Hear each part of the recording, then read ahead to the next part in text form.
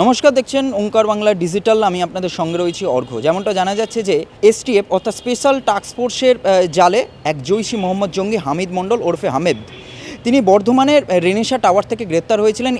গ্রেপ্তার হয়েছেন বা এর আগে কলকাতার নিউ টাউনে একটি আবাসন থেকে তিনি বর্ধমানে গিয়েছিলেন নিজের জঙ্গি কার্যকলাপ পরিচালনা করার উদ্দেশ্যে। যেমনটা জানা যাচ্ছে তদন্তকারী অফিসারদের সূত্রে যে তিনি কেবলমাত্র জৈশি মোহাম্মদ নয়, নানান ধরনের সাজ্জিদ ভাট নামে একটি পাকিস্তানপন্থী এবং পাকিস্তান উগ্রপন্থী দলের সাথে, মৌলবাদী দলের সাথে যুক্ত ছিলেন। তাদের কাছ থেকে ব্লুপ্রিন্ট উদ্ধার করা হয়েছে, তার কাছ থেকে নানান রকমের উগ্রপন্থীমূলক বই, এছাড়া নানান ধরনের ভিভিআইপিরা কখন তারা কোন জায়গায় যাচ্ছিলেন, এমনকি পশ্চিমবঙ্গের মুখ্যমন্ত্রী শুভেন্দু অধিকারী কোন কোন জায়গায় যাচ্ছিলেন, তাদের সমাবেশ, সমস্ত কিছু ব্লুপ্রিন্ট তাদের উপর নজর রাখা হয়েছিল। নেপথ্যে কি আমলার ছক, এই একটা প্রশ্ন উঠেই আসছে।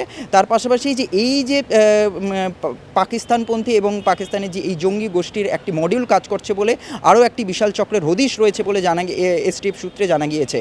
অন্যান্য সকল খবরের আপডেট পেতে চোখ রাখুন ওঙ্কার বাংলা ডিজিটালে।